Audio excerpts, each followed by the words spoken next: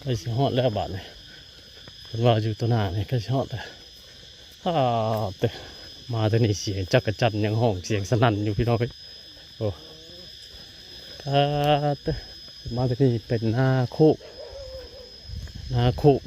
ทั้งนี้ยังบ่เห็นน้ำยังบ่ได้ถ่ายเอาทุดซั่นนะมีแต่เสียงจักรจันทร์เสียงสนั่นอยู่ก็ได้ครึ่งหนึ่งผุนมาชูอาโมพอดีเลยเป็น3 คนมันเป็น4 คนรวมมันเป็น4เอาสั่งเด้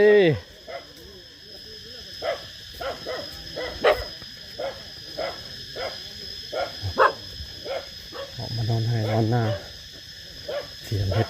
เขาเห็ดกายเห็ดหมูแต่ฝนยังบ่ตกให้เขาเสียจักจันห้องสนั่นอยู่นะคือผมเป็นยามเดือน6 เดือน 7แท้ยามเดือน 3 เดือน 4แล้วจักจันห้องเลยโอ้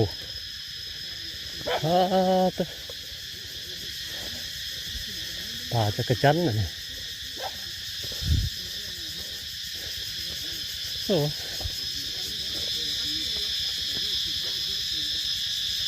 จันยังอี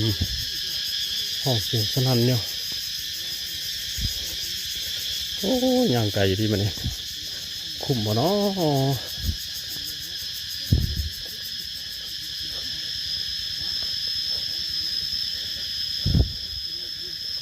ไก่แล้วเพิ่นว่าถ้าเพิ่นสิบ่ตัวไก่แล้วตัวหน้านี่อาจารย์ไก่สิฮอดแล้วอาจารย์ไก่สิเบิดแห้งคือกันเนี่ยย่างนี่ก็ประมาณ4 ลักเกือบ5 ลัก 6 ลักไปแหละใช่ปะ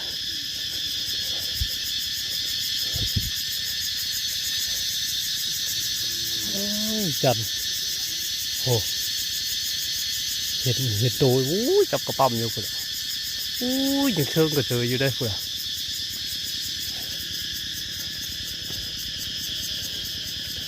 จันงามนี่ใบมะกอกอ่อนมาจากซีเด็ดเอาละใบมะกอกอ่อนถ้าพอเด็ดเอาเรื่องยอดเรื่องกินน้ำเพิ่นเพื่อ